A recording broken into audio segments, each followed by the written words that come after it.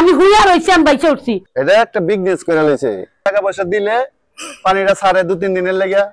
সাভারের ফুলবাড়িয়া নামক একটি এলাকায় এখানে আমরা যেটি দেখেছি যে দীর্ঘ 1 সপ্তাহ থেকে পানি নিষ্কাশন না হয়ে জলাবদ্ধতার কারণে এই এলাকার প্রায় 2 লক্ষ জনসাধারণ তারা এই পানির নিচে বসবাস করছে। আপনাকে বলে রাখি যে আসলে এই পানি আজকে সকালবেলাও দীর্ঘ বৃষ্টির কারণে প্রায় এখানে আমরা 1 থেকে 150 দোকানপাট দেখলাম যে প্রায় তারা বন্ধ করে দিয়েছে এবং অনেকের ঘরে ঘরে পানি ঢুকে গেছে। আর এই পানির জন্য বাচ্চারা সহ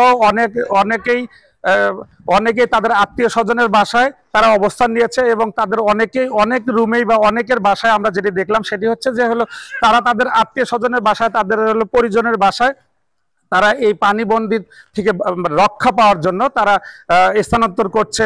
ট্রাকে করে যাচ্ছে, কেউ ভ্যানে করে যাচ্ছে, কেউ ঘাড়ে করে যাচ্ছে। এই হলো সাভার ফুলবাড়ি এলাকা। এটা একটা বিজনেস করে লইছে। এক সময় মনে করেন টাকা পয়সা গ্রাম অঞ্চলে বাড়ি বাড়ি উড়ানোর পরে মনে করেন টাকা পয়সা দিলে পানিটা ছাড়ে 2-3 দিনের লেগে।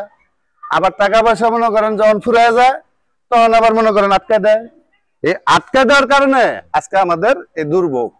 কারণ এখানে কিছু লোকাল নেতা ফেতা আছে, তাদের কারণে আমাদের এই দুর্ভোগ। এই প্রশাসন, যে প্রশাসন এখন মনে করেন আছে, তাদের দিয়ে মনে করেন কোনো ভরসা নাই। তাদের কাছে অভিযোগ কয়েকবারই করা হয়েছে, অভিযোগ যে এলাকার মধ্যে লুইটা পিঠা খাইতে আছে, মানুষের কাছে চাঁদাবাজি সন্ত্রাসী করতে আছে, তারা সবই জানে, তারপর কোনো অ্যাকশন নিচ্ছে না। আমি হুইয়া রইছি, আমি বাইচে উঠছি। 2টা জাহাজ আজকে বাসায় দিছি। আচ্ছা, এই রাস্তাটা কতদিন থেকে আপনার? রাস্তা মেলা দিন ধরে পরে 6 মাস। 6 মাসেরও বেশি হইব। কিরকম ক্ষতি হয়েছে আপনার? আমার মেলা ক্ষতি হয়েছে। আমার একটা কিচ্ছু নাই। আমার দোকানদার দিয়ে জান যাইয়া, দোকানদার কি অবস্থা, আমার খাওয়ার কোনো ব্যবস্থাই নাই। আমি যখন রাইন দেখাম আমার এই ব্যবস্থাও নাই। নেতার ঘরেই তো জল, নেতার ঘরেই তো জল। নেতারা কি করবো? নেতার ঘরেই তো জল অনেক। গার্মেন্টসের লোকজনও যাতায়াত করতে পারে না।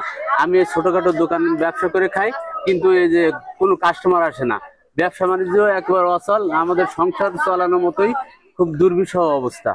আসলে এই পানির কারণে আমাদের প্রচুর সমস্যা হচ্ছে। আমাদের ব্যাংকের যে গ্রাহক আছে, সদস্যরা আছে, মা বোনরা আছে, ওনারা ঠিক মতো অফিসে আসা যাওয়া করতে পারতেছে না পানির সমস্যার কারণে, এবং আমাদের লেনদেনটা অনেক বিঘ্নিত হচ্ছে।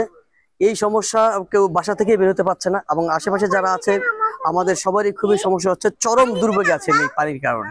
আমাদের এখানে যে প্রতিষ্ঠানটি রয়েছে, এখানে প্রতিদিন আমাদের হাজার হাজার সদস্যরা আসেন ঋণ লেনদেন করার জন্য বা টাকা জমা দেওয়ার জন্য। তারা এই পানির কারণে, মহিলা যারা সদস্য রয়েছে তারা এখানে আসতে পারছে না। এখানে চরম বিপর্যয় দেখা যাচ্ছে। আর আমরা এই বিষয়ে কর্তৃপক্ষের সাথে অনেকবার যোগাযোগ করলেও তাদের তেমন কোনো ভালো ফলাফল আমরা দেখিনি। তারা তেমন কোনো দৃষ্টি আকর্ষণ করেনি আমাদের প্রতি। যাই হোক, আমাদের সকলের একটা প্রাণের দাবি, এই এলাকাবাসীর পক্ষ থেকে, আমাদের প্রতিষ্ঠানের পক্ষ থেকে তারা যেন এই ব্যাপারটাকে একটু সদয় দৃষ্টি দেন এবং এটা জরুরিভাবে এটার পদক্ষেপ নেন, এটা ঠিক করার ব্যাপারে।